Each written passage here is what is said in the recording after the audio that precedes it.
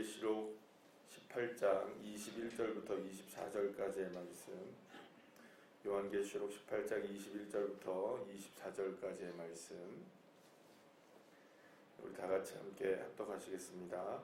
이에 한 힘센 천사가 큰 맷돌 같은 돌을 들어 바다에 던져 이르되, 큰 성 바벨론이 이같이 비참하게 던져져 결코 다시 보이지 아니하리로다.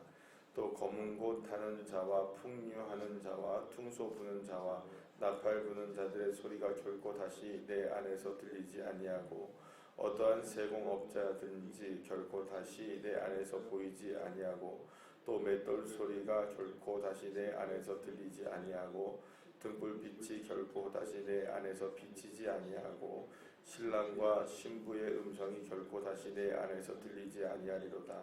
너의 상인들은 땅의 왕족들이라. 내 복술로 말미암아 만국이 미혹되어도다. 선지자들과 성도들과 및 땅 위에서 죽임을 당한 모든 자의 피가 그 성 중에서 발견되었느니라 하더라. 아멘. 할렐루야. 그 18장 어제의 말씀을 통해서도 계속 나오고 있는 것이 이제 도시였던 이제 바벨론이 어떻게 무너지게 되는가에 대한 부분들을 우리에게 보여주고 있는데요.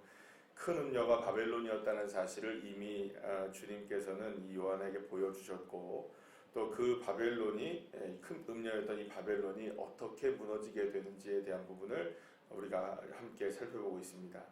그런데 우리가 함께 살펴보는 것처럼 그 얼마 만에 그 멸망이 이루어지게 됩니까? 단 1시간 만에 이 멸망이 이루어지게 되었다고 성경은 말합니다. 그래서 어제도 말씀드린 것처럼 이 1시간 만에 무너진다는 것은 그만큼 이들의 그 향한 그 바벨론을 향한, 그러니까 큰 음녀를 향한 하나님의 진노가 임박했다는 것, 그리고 1시간 만에 무너질 수 있다는 것은 언제든지 무너질 수 있다는 것, 이것을 우리가 말씀을 어제 함께 나누었습니다. 자, 그런데 한번 우리가 다른 측면에서 한번 생각해 보면, 이 큰 음녀가 바벨론이었고, 그 바벨론이라는 큰 도시가 1시간 만에 무너지게 되는 모습을 수많은 사람들이 지켜보게 되면서 가슴을 치면서 애통해하는 것을 함께 보았습니다. 그러면 여러분, 왜 그들이 그렇게 애통했을까라는 겁니다. 여러분, 우리가 이제 그 도시라는 개념을 한번 생각해 볼 필요가 있을 것 같은데요. 농촌과 도시의 차이점은 뭘까요? 농촌은 사람들이 다 흩어져 살고 있습니다. 자기들끼리, 때로는 농촌이라고 하면은 산촌, 예를 들어서 그렇게 생각하면 그냥 자기들이 어떻게 합니까? 땅에서 씨를 뿌리고 자신들이 자급자족을 하죠, 그 안에서. 그런데 자기가 그 씨를 뿌리고 그곳에서 나는 열매들과 혹은 곡식들과 어떤 채소들을 먹거나 이런 것들을 먹고 이렇게 자기가 자급을 하든지 아니면 그렇게 하기가 쉽지 않은 상황에 있는 사람들이 어떻게 될까요? 서로가 이렇게 모여들게 되겠죠. 그럼 모여들게 되면 그 안에서 자연스럽게 사람들이 재화가 오고 가게 되고, 그런 여러 가지를 통용하게 되는 상황들이 펼쳐지게 됩니다. 그러면 여러분, 실제로 우리가 우리가 도시에서도 물론 이렇게 텃밭이라고 해가지고 그냥 이렇게 그 작은 것들을 이렇게 재배해서 드시는 분들도 계시지만, 대부분 도시는 그렇게 살아가나요? 그걸 돈으로 주고 사나요? 훨씬 편리합니까? 아니면은 심어서 먹는 게 편리합니까? 사서 먹는 게 편리합니까?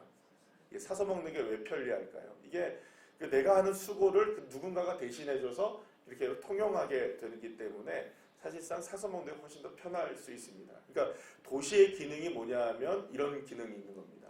내가 홀로 자급자족을 못하니, 나 혼자 스스로 살 수 없으니 누군가와 함께 살면서 너가 갖고 있는 것들을 내가 갖고, 내가 갖고 있는 것들을 또 네가 가지고 있을 수 있어서 서로가 이렇게 모여 살면서 함께 이렇게 그 경제적으로 혹은 이제 그 이런 안정을 누리게 되는 것이 도시의 기능이라고 말할 수 있습니다.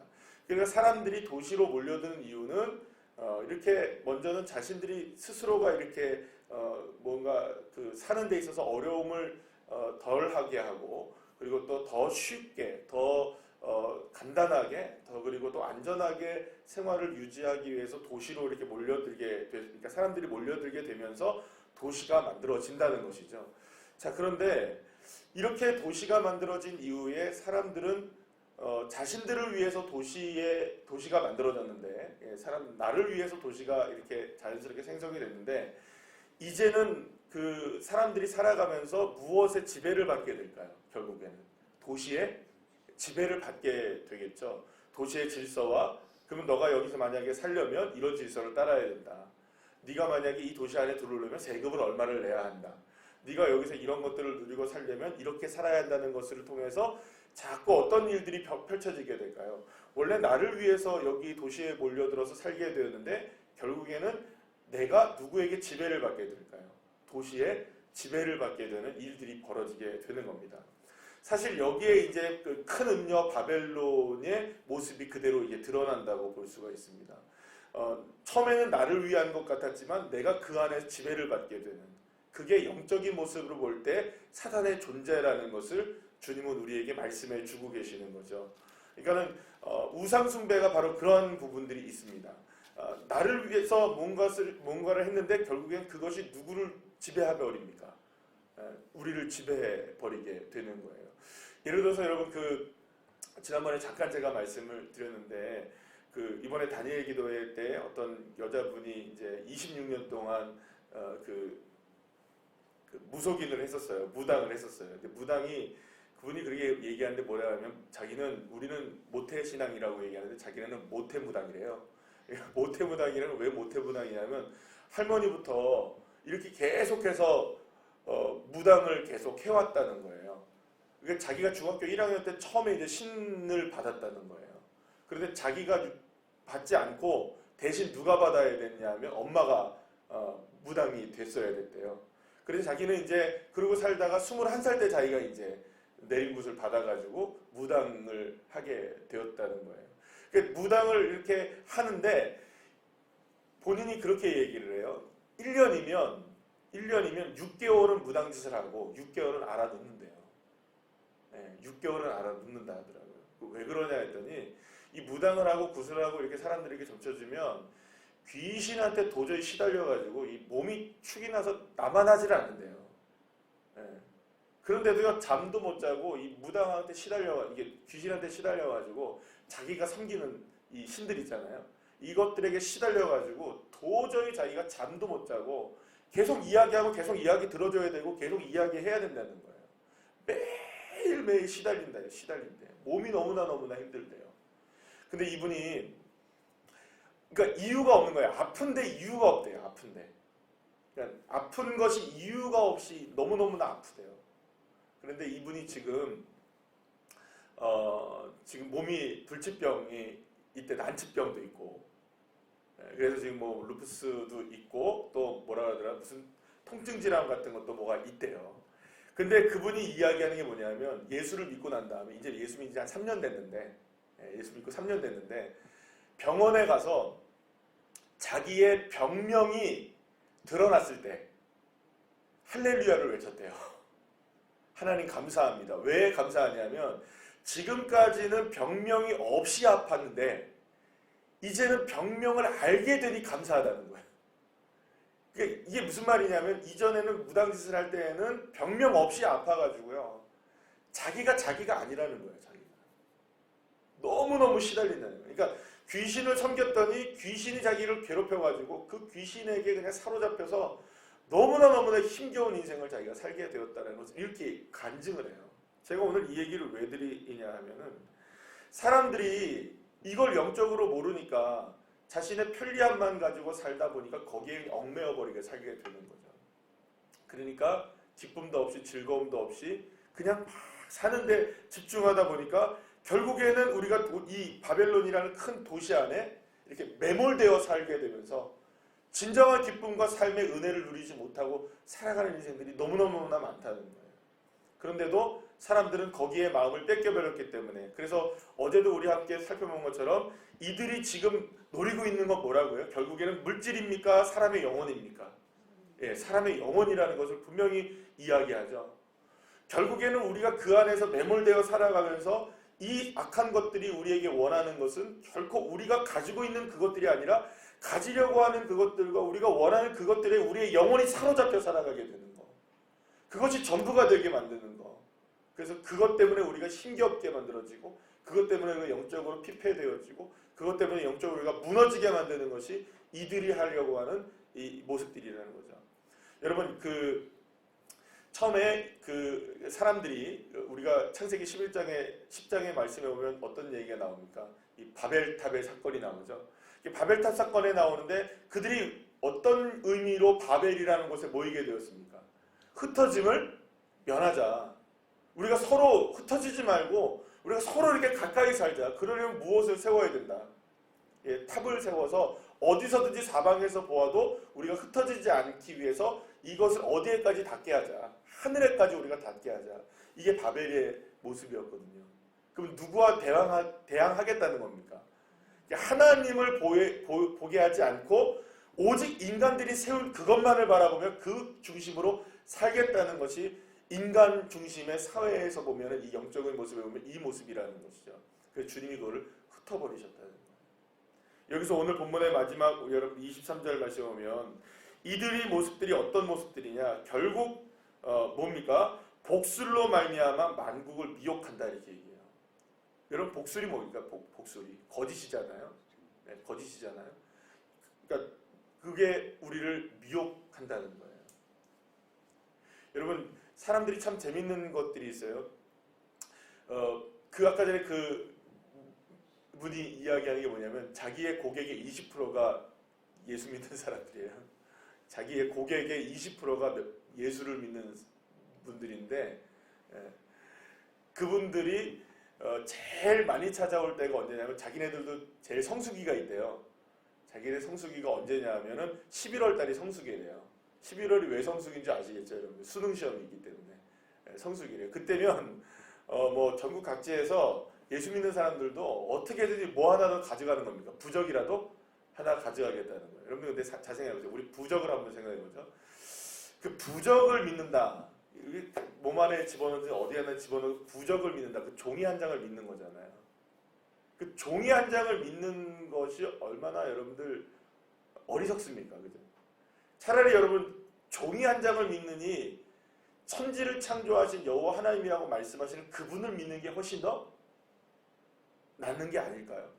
근데 사람들은 나도 모르는 사이에 그것들에 매몰되어 살아간다는 거예요. 이 부적을 믿으면 내가 잘 될 거야. 이게 복술에 미혹당하는 것이죠.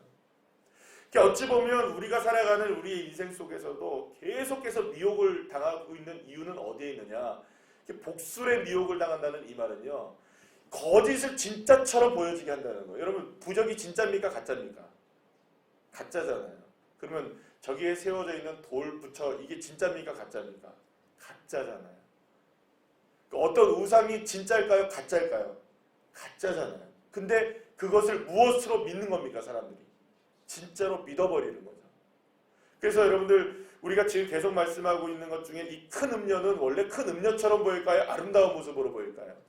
아름다운 모습으로 보여요. 절대로 우리에게 이렇게 막 10개의 머리가 달려있고 뿔이 달려있는 이런 모습으로 보이지 않는다는 거예요.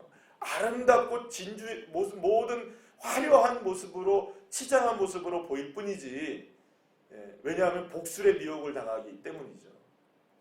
그럼 여러분 이 악한 존재가 우리를 향해서 끝까지 복술의 미혹을 당하게 만들고 우리의 사람의 영혼을 해치는 이런 모습들로 나갈 때 우리가 깨어있을 수 있는 한 가지 방법은 뭘까요? 여기서 보면 24절 맨 마지막 말씀에 보면 선지자들과 성도들과 및 땅 위에서 죽임을 당한 모든 자의 피가 그의 성중에서 발견되었느니라. 이게 무슨 말입니까? 이들이 지금 누구를 괴롭히고 있는 겁니까? 어린 양의 피를 따르고 있었던 그 사람들. 그러니까 결국에는 우리가 이 모든 것들을 온전하게 미혹에서 이겨낼 수 있고 그 다음에 영혼의 승리를 얻을 수 있게 될 수 있는 유일한 방법 딱 하나는 뭐냐면 예수의 피 붙드는 거죠. 할렐루야. 예수 그리스도의 보혈의 피를 붙들고 살아가는 거. 그 예수 그리스도의 선명하신 십자가의 은혜를 붙들고 살아가는 거. 성령의 충만함으로 말미암아 우리가 미혹되지 않는 것. 이것이야말로 마지막 때에 정말로 우리에게 필요한 모습이라는 거죠. 때로는 우리에게 필요한 것들이 우리에게 너무나 필요하죠. 사실 너무너무나 필요하죠. 우리가 여러분들 도시의 생활을 하면서 필요하지 않은 것들이 어디 있겠습니까? 다 모든 것들이 필요하죠. 그러나 결코 그 모든 필요들이 복술로 미혹되어지지 않도록 해야 된다는 겁니다. 돈이 필요하지만 그 돈이 우리에게 복술로 다가와 우리를 미혹하지 않도록, 여러분 우리가 건강이 필요하지만 건강이 우리에게 복술로 다가와 우리를 미혹하지 않도록, 우리가 사람이 필요로 하지만 사람이 우리에게 복술로 다가와 우리가 미혹되지 않도록, 그 미혹을 깰 수 있는 유일한 한 가지의 방법이 뭘까요? 예수 그리스도의 보혈의 피 의지하고 성령의 능력 의지하여 살아가는 것. 그 이상의 아무것도 우리에게는 그것을 이겨낼 수 있는 방법이 없다는 겁니다. 왜냐하면 어린 양을 따르는 사람들, 그 사람들만이 결국 승리를 할 것이기 때문이죠. 이 바벨론의 이 무너짐을 통하여서 그 바벨론을 따라갔던 사람들은 결국 나중에는 아무것도 안 되는 거예요. 오늘도 이런 믿음을 가지고 저와 여러분이 정말로 복술에 미혹되지 않는, 오직 어린 양 예수 그리스도로 인하여서, 그분만으로 인하여서 승리하게 되는 그 십자가의 선명하신 은혜를 따라서 승리하는 귀한 자녀들 한 분 한 분 되시기를 간절히 축복합니다. 기도하시겠습니다.